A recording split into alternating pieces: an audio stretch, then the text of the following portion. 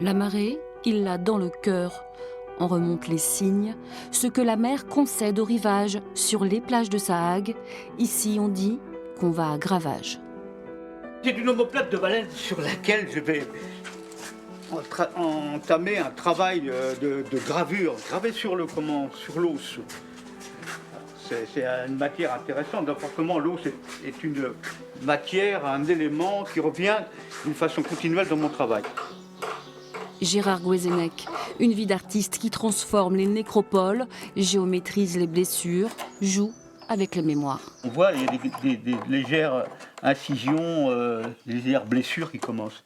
C'est intéressant parce que l'élément est un élément blessé, cassé, un peu brisé. Voilà. Donc je peux en tirer quelque chose de fort intéressant. Hein. La blessure de l'incision, ce côté un peu cruel de la gravure, hein, c'est un médium formidable, un élément d'expression formidable. Moi, mon travail est sur la mémoire. Et ce qui reste du vivant, qui reste, c'est l'os. Hein, tout ce qui est le reste est disparu, la chair. Et donc, ça procède de tout mon parcours sur la mémoire, la trace, un côté un peu archéologique d'ailleurs. Mais j'ai introduit aussi du vivant dans tous ces éléments.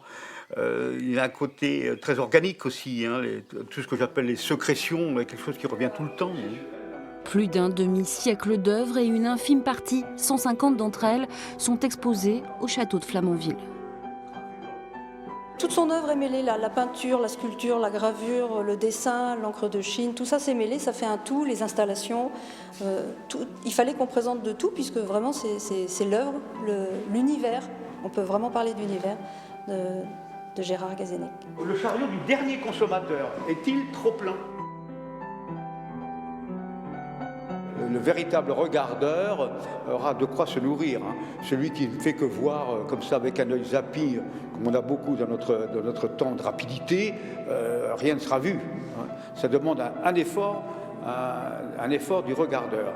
Il doit être attentif, s'il est sensible ou pas. Parce que s'il n'est pas sensible, c'est autre chose. Hein. Bon, à chacun de voir son histoire. Hein.